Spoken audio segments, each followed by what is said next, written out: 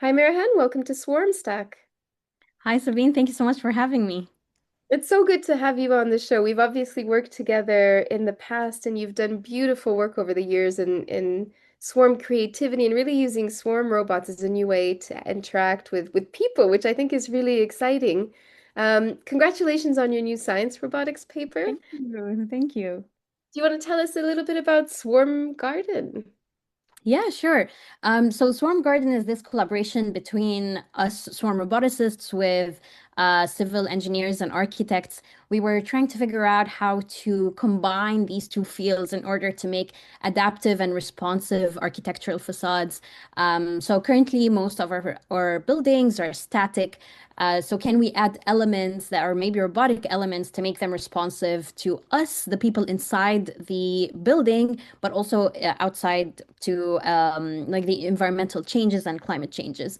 And so Swarm Garden came out of this collaboration, and it's really this architectural swarm that has elements that you can, for example, place on windows, and each element opens and closes. And then these elements that we call the SG bots, Swarm Garden bots, each open and close, and they like coordinate with one another in order to figure out like what's the best lighting that we can have in the room based on the user's preference to the lighting conditions in the room, but also based on how much sunlight is out there, the sunlight intensity. And because these systems are going to exist in our spaces, we also looked at how they could enhance well-being of occupants, how they can bring a sense of joy. And so we also explored it in explored Swarm Garden in a creative expression application. So we exhibited them at Princeton, and we had people interact with them. We also created this wearable that people could wear, and based on their hand gestures, they would influence the swarm. And we gave that wearable to a dancer who performed live in the exhibition, and she also performed later twice with us, and we interviewed her, and she did say that the Swarm Garden enhanced her creativity and made her think differently of what dance is and how technology can also enhance dance and creativity. And obviously, it's a lot of work. It sounds magical like this, but it's a lot of work to make the actual robots because you design everything from scratch. Do you want to describe the robot modules itself? I've seen them in action and they're really beautiful. They look like little flowers, and maybe also just the modularity of how you can add them and you can assemble them in different ways. Maybe help us image it. Sure. So, yeah, each robot is made of this very thin plastic sheet that when we confine into a circular opening, so we pull it through the circular opening, the sheets like kind of crumble, and then they fold, and that's how the sheet. When the sheet is flat, it blocks the light, and then when we pull it, it then creates this flower shape, and then allows light to enter the room. And so the postdoc at the time who was looking at this with me, who's now a professor at Northwestern, Professor Lucia Stein-Montalvo, had studied before the properties of this thin sheet when it folds. And so we thought that we could use this, we could turn it into a robot and make many modules. And you said like it becomes modular because you can because each module is independent, you can create different shapes with it. You can make them into different reconfigurations, so it's highly reconfigurable. And it's really each module is simple. It has one motor, it has a couple of sensors, so they can be put together really quickly and like scaled really fast. You came to this project in Radhika Nagpal's lab, having worked on swarms and creativity and interactions with humans. Was that the starting point of Swarm Garden? And then you realized, wow, this is actually a wonderful interface for architecture. Or did you start with architecture and then it happened that it has all this creativity to it as well? How do you go about designing these tools that can be used in so many ways? That's great. That's a great question. So I think it actually came first from architecture. So Radhika Nagpal, who I work with, she had this collaboration with Professor Sigrid Adriansens from civil engineering, and they were thinking about how to merge their research in order to create adaptive facades. And then Radhika said that she needs like human scale robotics. So not anymore micro robots or small robots, but actually robots that scale in big sizes. And then when I came into the project, I thought, well, these robots are going to exist in our spaces, so they need to have a human interaction aspect to them. And this is where we started not only thinking of just purely the hardware design of how we can make robots that adapt to sunlight, but also how can we make them adaptive to people and how can we make the interaction interesting. And that's also when we started thinking about the creative expression applications. If these are going to exist in our spaces, we need to make them beautiful. We need to make sure that people would be comfortable and happy while interacting with them. Were they? Did they enjoy They it? were. So in the exhibition, we actually surveyed people and we asked them to just describe the robot with one or their experience in general, just with one word. And we got about 96% positive sentiments from the responses. People were really happy. They told us they used a lot of words like cool, amazing, floral, and I think generally everybody was very animated and happy in the exhibition, especially also when the dancer danced with the robots. That was also an impressive piece of the exhibition. I was just saying the floral element. You always have flowers on yourself, and you do today. It's It's nice to true, think even of right robots now. represent you. And then, you often say that of your pets as well. I'm sure Mango's somewhere around in the background. Even my dog has a lot of floral things and plants. Accessories, amazing. Um, I also wondered where next with this, because now you've done the proof of concept that this can integrate into human environments. Is this something that you see could translate then to architecture, or there's just so much more research that needs to be done in these smart spaces? It's true. So as part of the science paper, we did some experiments where we put them on a real office window. So we stacked around 4 rows of robots, so 16 in total, and we saw how they interacted to sunlight and how they also like using a an opinion dynamics model, how they took into consideration my preference as a user and as an occupant of the room, but also how much sunlight there is out there, and they reacted successfully to sunlight. But then the next step is actually to work with architects to see how this can scale to big buildings. How can it be integrated into buildings?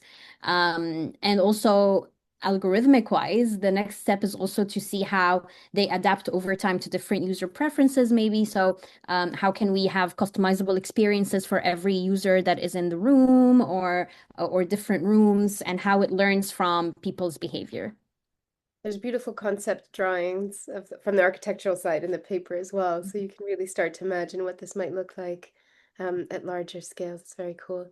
This is not your first robot that interacts with humans or swarm that interacts with robots. Mhm. In the past, you've worked with other systems like the kilobots, using them as canvases that people could paint on in an interactive way. And you've designed 100 robots on lockdown called the tiles that can Mhm. assemble into mosaics. What have you learned through designing all these systems, and what do you hope for the future in terms of where this field is going? Yeah, so the robotic canvas work that I did with the kilobots and the tiles which are part of the system called mosaics, which I did when I was your student when I was a PhD Still student. using them. We used them this weekend in my neighborhood, actually, to ask the neighborhood what they thought about robots for the future, and all your little robots were post-it notes for my neighbors. So they were sticking, Really? Oh my God, you need to send me but pictures. I'll talk about that another time. But yeah, carry Yeah. on, carry on. So what have you learned and where is it going? Yeah, so I think so when I first worked with the kilobots, it was super early stage research that I did as part of my master's with you, and um, I learned a lot how the robots themselves can interact with one another and how I can exploit these interactions between the robots and what they can sense from in their environment so that I as a user can interact with them. So as we know, swarm robots, they're decentralized. So when we want to add a person, we don't want to break this decentralization. So robotic canvas taught me a lot about how to exploit the environmental and the local interactions to add a human aspect to the system. So that was great. We did these paintings that people could help or people could collaborate with each other to like create paintings with the kilobots. They could also move and be used as like a sculpting material to create shapes. So while the robots were actually not made for interactive purposes, and then through this project, we transformed them into like interactive robots. They were very limited in what they can do, and they needed specific, for example, ambient light conditions. So that's how like Mosaics came into life. So how can we design robots that are highly interactive, that we can deploy them in very different environments, and that people could interact with really intuitively? And that's why we had the idea to do with a touch screen, because it's everybody knows how to use a touch screen. It's not going to take them a long time to learn, but also we could walk people through the interaction through the touch screen. We could show different kinds of like videos or pictures or buttons. And then that's when we took it out to shopping centers, to a museum, to schools. And we did learn that having a highly interactive system makes deployment really easy and makes interaction really easy. And at some point, even museum staff were able to deploy the robots on their own. So even I would like take breaks and like I would go, for example, have lunch, and they were able to still keep using the robots and explaining to people how it works without a lot of training from me. So one of the insights, highly interactive robots, highly intuitive robots are very important, not just for the users, but for the people deploying them. And also, we learned a lot about how multiple people can interact with multiple robots. So, previous research, there were a lot of human swarm interaction, which is one person interacting with the swarm. And then Mosaics opened up this, sorry? Like an operator, like An operator, exactly. yeah. Hmm. Exactly. But Mosaics, the beautiful thing about it is that it's opened up the opportunity for us to explore multiple people interacting with multiple robots in public settings with people who might not be technical. And we gained a lot of great insights about like what people thought worked in the design, what they didn't think worked, and how we can enhance our systems and how we could add more interactive aspects to our system. Cool. Do you think, because you keep designing new hardware, do you think we need to rethink hardware for this type of interaction? Is there something that we should be thinking differently about in terms of what swarms look like when they're in these interactive spaces? Mhm. So something that I really appreciate in your research as well, and I think is very important, is how like we have focus studies that tell us what people really want. Because even though I worked with three different systems, swarm systems, two of which I designed, they look completely different. So the kilobots are these small robots that don't have wheels, and like they buzz and like vibrate to go to places. The tiles are like those touch screen robots that have wheels and can integrate into our environment. And then the swarm garden is these robots that you can put on your windows or in your space. They don't have wheels. They're like robots in a grid.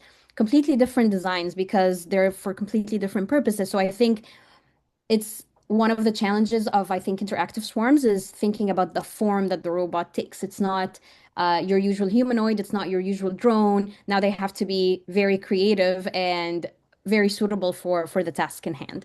So I think keeping an open mind about what a robot is, what makes a robot, and that like we could have really out of the box designs that really work with people. And I think people in this context can really help us tell us what works for them and what doesn't. And that's why, like going back to the first point, focus studies are really important. And having early on deployments where people can give us their feedback is also very crucial. Well, that makes me dream and hopefully makes people dream more broadly about what swarms could be like within their everyday environment. So thank you so much, Merihan, for joining us on Swarm Stack. No, thank you. It's my pleasure to be here.